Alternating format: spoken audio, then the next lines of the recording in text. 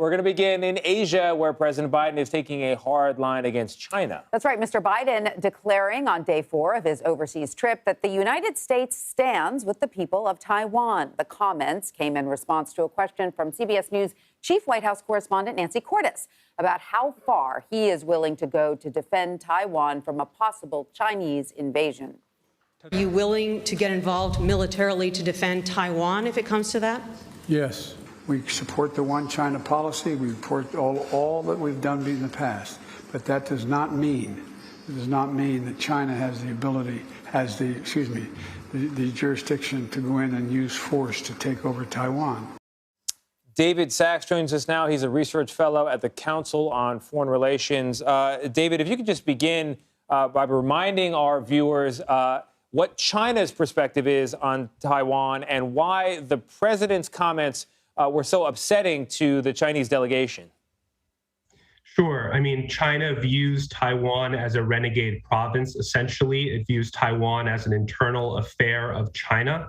And this is how it views the leftover aspect of its civil war. To China, its civil war is not over until Taiwan is reunited with the mainland.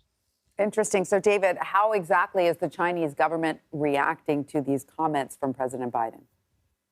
I mean, they've reacted as one would expect. They're not happy with the comments at all. They object to what they believe is U.S. meddling in China's internal affair as they view it. And they also don't think that it's consistent with the U.S. One China policy, although I would argue it is fully consistent with the U.S. One China policy to pledge to come to Taiwan's defense in the face of Chinese aggression.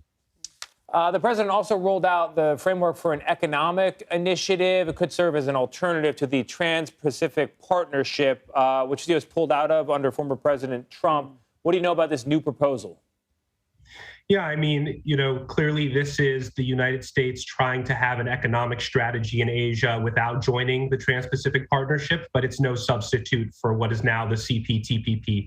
China has applied to join CPTPP. It is by far the best regional trade agreement in Asia. And without the United States in it, we're going to see the region's economies move on without the U.S. The Indo-Pacific Economic Framework is not a trade agreement. The United States is not going to discuss reducing tariffs and granting market access into the United States. So it's going to address things like climate change, digital trade, and supply chains. But I don't think that it's in any way a substitute for TPP. And when we look back on U.S. policy towards Asia in the last decade or so, I think the U.S. failure to join TPP will be viewed as the biggest blunder that we've made. David, I just want to, go back really quickly to President Biden's comments, because in some ways they're perhaps not all that surprising when you consider what's going on in the world right now and obviously the Russian invasion of Ukraine. This is sort of an indirect way of addressing that, correct? Yeah, I think there is a sense that China might be taking the wrong lessons from Ukraine. There are certain similarities between Taiwan and Ukraine. Both are young democracies that face much more powerful authoritarian neighbors with eyes on their territory. So they could be sending a message for China not to try anything here or test our resolve. To me, China viewed the U.S. Not intervening on Ukraine's behalf directly as potentially what they could expect if they were to use aggression against Taiwan. So I fully support President Biden making this statement.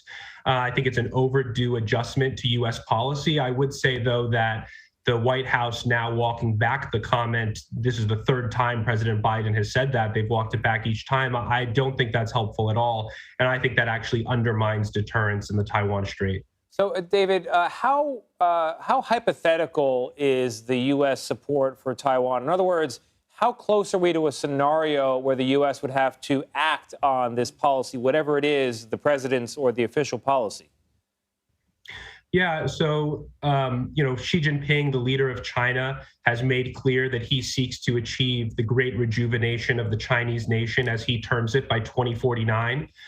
Taiwan is a critical component of that mission. You can't say that you've achieved the great rejuvenation while Taiwan remains away from the mainland. So that's one timeline people have put out. The former commander of the Indo-Pacific Command said that 2027 might be a date that China's looking for. I don't think that we really have a sense of what's going through Xi Jinping's mind and how close he could be to using force. But I do think it's clear that China's building the military capability to attack Taiwan. That's pretty clear.